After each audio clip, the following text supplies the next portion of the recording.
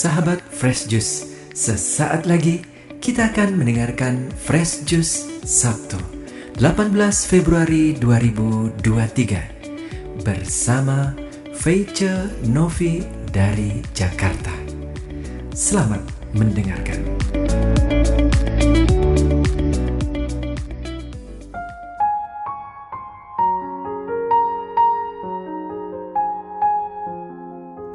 Shalom, sahabat-sahabat pendengar Daily Fresh Juice yang dikasihi Tuhan dimanapun Anda berada. Kita berjumpa lagi pada hari ini, Sabtu, tanggal 18 Februari 2023. Bersama saya, Feice Novi, di tempat kediaman saya di Kelapa Gading, Jakarta Utara. Hari ini kita bersama-sama akan mendengar dan merenungkan bacaan dari Injil Yesus Kristus menurut Santo Markus, bab 9 ayat 2 sampai 13. Mari kita dengarkan bersama-sama. 6 hari kemudian, Yesus membawa Petrus, Yakobus, dan Yohanes, dan bersama-sama dengan mereka ia naik ke sebuah gunung yang tinggi. Di situ mereka sendirian saja. Lalu Yesus berubah rupa di depan mata mereka dan pakaiannya sangat putih berkilat-kilat. Tidak ada seorang pun di dunia ini yang dapat mengelantang pakaian seperti itu. Maka nampaklah kepada mereka Elia bersama dengan Musa. Keduanya sedang berbicara dengan Yesus. Kata Petrus kepada Yesus, "Rabi, betapa bahagianya kami berada di tempat ini. Baiklah kami dirikan 3 kemah. 1 untuk engkau, 1 untuk Musa, dan 1 untuk Elia." Ia berkata demikian sebab tidak tahu apa yang harus dikatakannya karena mereka sangat ketakutan. Maka datanglah awan menaungi mereka. Dan dari dalam awan itu terdengar suara, "Inilah anak yang kukasihi, dengarkanlah dia." Dan sekonyong-konyong waktu mereka memandang sekeliling mereka, mereka tidak melihat seorang pun lagi bersama mereka, kecuali Yesus seorang diri. Pada waktu mereka turun dari gunung itu, Yesus berpesan kepada mereka supaya mereka jangan menceritakan kepada seorang pun apa yang telah mereka lihat itu sebelum Anak Manusia bangkit dari antara orang mati. Mereka memegang pesan tadi sambil mempersoalkan di antara mereka apa yang dimaksud dengan bangkit dari antara orang mati. Lalu mereka bertanya kepadanya, "Mengapa ahli-ahli Taurat berkata bahwa Elia harus datang dahulu?" Jawab Yesus, "Memang Elia akan datang dahulu dan memulihkan segala sesuatu. Hanya bagaimanakah dengan yang ada tertulis mengenai Anak Manusia, bahwa ia akan banyak menderita dan akan dihina. Tetapi aku berkata kepadamu, memang Elia sudah datang, dan orang memperlakukan dia menurut kehendak mereka sesuai dengan yang ada tertulis tentang dia." Demikianlah sabda Tuhan. Terpujilah Kristus.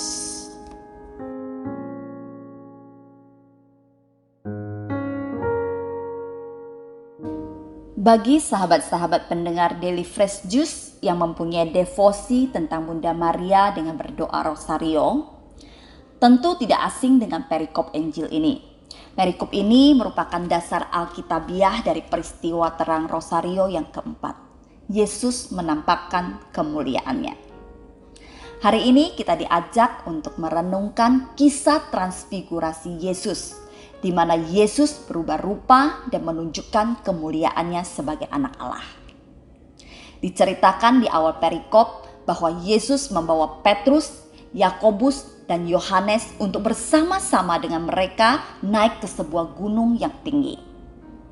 3 nama murid Yesus ini mengingatkan kita pada kisah mujizat Yesus membangkitkan anak kepala rumah ibadat dalam Injil Markus bab 5 ayat 37. di mana Yesus hanya memperbolehkan Petrus, Yakobus, dan Yohanes untuk ikut serta dengannya pada saat itu. Dalam kehidupan kita sehari-hari, kita juga mempunyai relasi dengan banyak orang.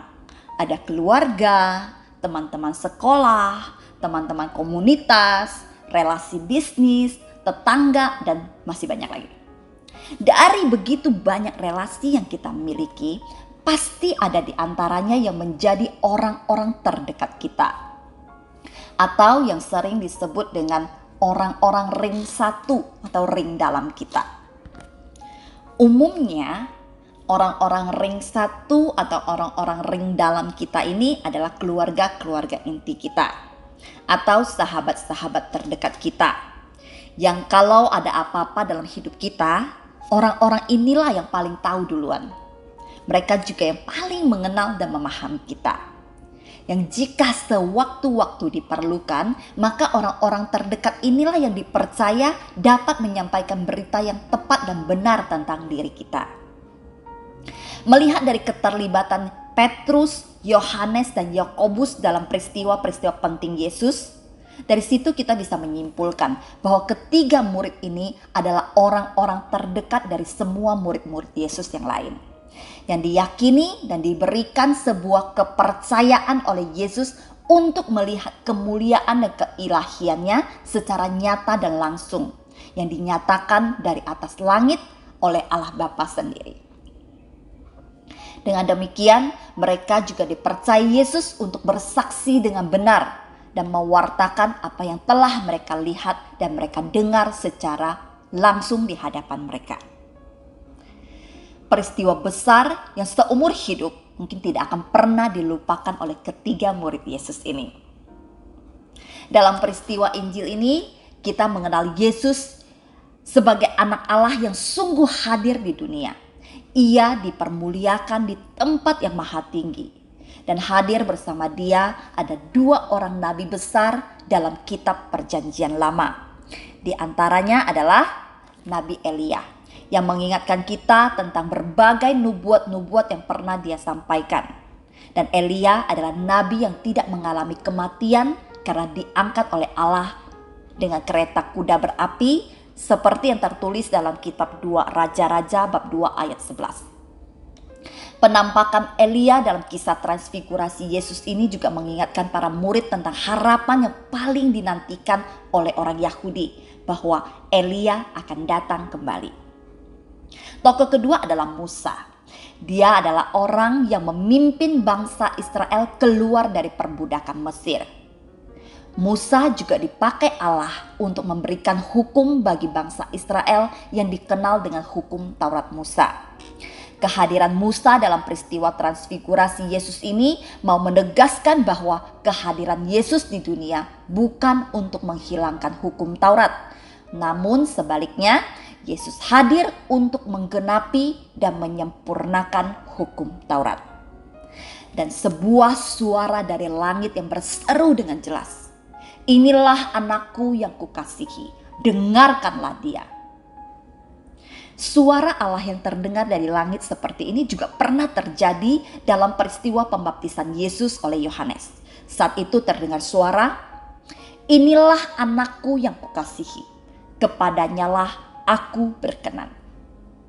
Dalam peristiwa-peristiwa mulia inilah Allah Bapa datang sendiri dengan suara yang jelas terdengar dari langit untuk menegaskan keberadaan anaknya yang paling dikasihinya dan ketuhanan Yesus sebagai putra Allah yang tunggal.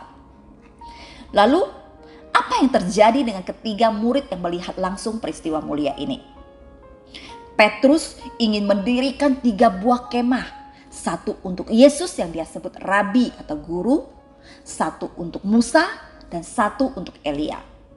Dalam Perjanjian Lama, kemah biasa didirikan sebagai tempat kudus bagi para nabi. Di sini Petrus memang menyadari bahwa ia sedang bersama dengan tokoh-tokoh yang mulia. Namun dikatakan bahwa ia mengucapkan ini mungkin sebagai sebuah spontanitas karena ketakutan. Belajar dari peristiwa Injil hari ini, kita masing-masing diajak untuk merefleksikan keadaan kita masing-masing. Seberapa dekat relasi kita dengan Allah, sehingga kita bisa menjadi orang-orang ring satu atau ring dalam yang layak untuk melihat dan menerima kemuliaan Allah. Apa saja yang sudah kita lakukan untuk bisa menjadi pribadi yang dekat dengan Yesus? Jika kita memang diberikan kesempatan untuk melihat kemuliaan Allah secara langsung dan merasakan kehadiran Yesus, apakah pada saat itu kita akan langsung percaya bahwa itu adalah Yesus Tuhan, atau kita justru akan lari ketakutan? Peristiwa transfigurasi Yesus ini adalah bagian dari pemberitahuan Yesus kepada murid-muridnya tentang penderitaan yang akan segera ia hadapi. Bahwa ia akan menderita, dihina, bahkan mati, dan akan bangkit kembali pada hari ketiga. Sekalipun Petrus, Yohanes, dan Yakobus adalah murid-murid terdekat Yesus yang tinggal bersama-sama dengan Yesus dan yang telah melihat berbagai peristiwa mujizat yang dilakukan oleh Yesus. Namun mereka sendiri juga belum langsung memahami maksud perkataan Yesus pada saat itu. Sebentar lagi kita akan memasuki masa pertobatan untuk menyambut peristiwa penebusan Yesus, yaitu masa Prapaskah. Apakah kita sudah siap? Apa yang sudah dan akan kita lakukan sebagai bentuk penyangkalan diri kita dan bentuk ketulusan cinta kita kepada Yesus yang telah mengorbankan dirinya bagi kita, sehingga kita layak menerima penebusan itu. Mari kita memohon hikmat dan tuntunan terang Kristus agar momen Paskah tahun ini bisa membawa kita semakin memahami setiap kehendak Allah yang Ia nyatakan dalam firman-firman-Nya, sehingga kita tidak ragu lagi, melainkan dapat semakin dekat dan semakin mengenal Yesus sebagai Tuhan dan Juru Selamat kita, dan pada waktunya kita juga akan dipersatukan di dalam persekutuan kudus dan mulia di surga. Selamat mempersiapkan diri untuk memasuki masa Prapaskah yang kudus. Tuhan Yesus memberkati. Sampai jumpa. Salam Fresh Juice. Sahabat Fresh Juice, kita baru saja mendengarkan Fresh Juice Sabtu 18 Februari 2023. Terima kasih kepada Feica Novi untuk renungannya pada hari ini. Sampai berjumpa kembali dalam Fresh Juice edisi selanjutnya. Tetap semangat, jaga kesehatan, dan salam Fresh Juice.